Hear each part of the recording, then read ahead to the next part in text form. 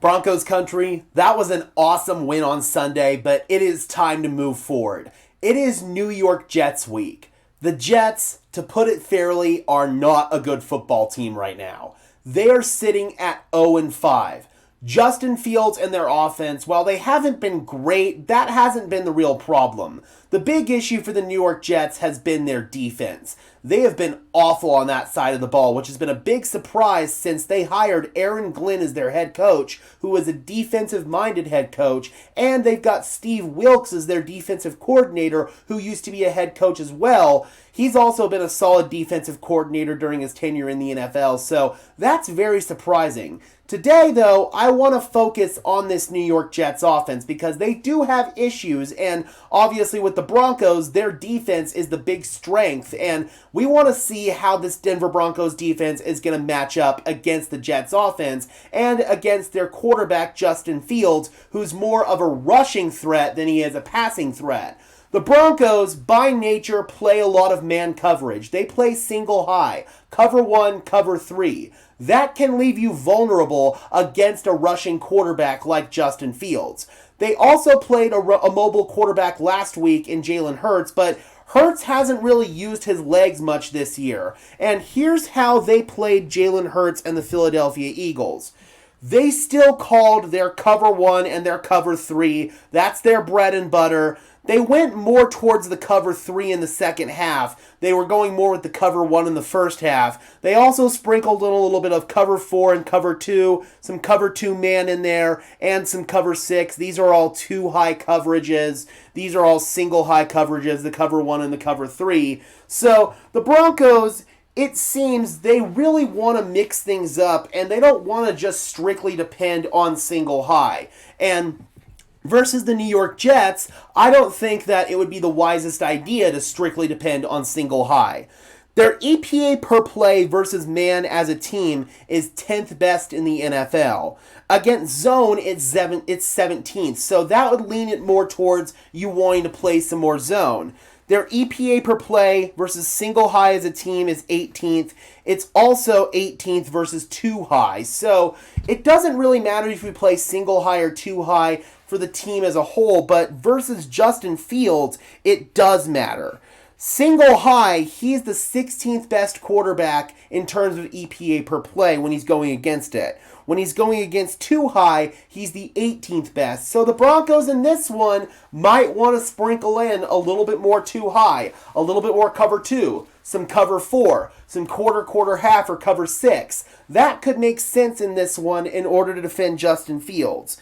His EPA per play versus man as a player, 5th best in the league, and that's a lot of it due to his rushing threat. Whenever you play man coverage against a rushing quarterback, you've got your back turned to the quarterback, and even when you have a spy on him, that's only one guy that he's got to get past. There's not really much of a threat to defend a rushing quarterback whenever you play man coverage. But when you're playing zone, you can keep your eyes on the quarterback at all times, and when he takes off to run, it's a lot easier to rally and tackle. So, cover 3 is going to be the Broncos' base coverage because that helps stop the run on early downs. But on later downs, I think the Broncos might go into more cover 2. We saw that pretty heavily against Cincinnati. Cover 2 might be the answer here for this Denver Broncos team going up against Justin Fields. But Fields can give you problems if you just sit back in man coverage all day. Even though he's not that great of a passer, his legs can make something happen pretty much any given play. He is an elite rushing threat with the ball in his hands. The Broncos know that from the last time they played Justin Fields and the time before that. This is going to be the 3rd time now in the past 3 seasons that the Denver Broncos have played Justin Fields, all with different teams, and I'd say this is the worst situation surrounding Justin Fields in terms of supporting cast, offensive line, offensive play caller, head coach. The New York Jets are not good, and Fields missed a game, Tyrod Taylor came in, and I'd argue Tyrod Taylor looked better than Justin Fields. You've got to have a very specific plan dealing with Fields because of his legs, but I'm confident in Vance Joseph and his ability to adjust here and make sure that Justin Fields doesn't get out of the pocket and doesn't make something happen with his legs. That's the big thing here. And again, having 3 years worth of tape playing him, or 2 previous years, and now heading into this year with the games that we have of him playing for the Jets this year, I think the Broncos are probably going to have a really good idea about how they want to approach this, and I trust Sean Payton and I trust Vance Joseph. We'll talk about how the Denver Broncos offense could go about attacking this Jets defense, which, like I said earlier, is just not very good. But as of right now, I think the Denver Broncos, as long as they play disciplined, fundamental football whenever they drop back and play zone coverage, I think they're going to have a really strong chance in this game.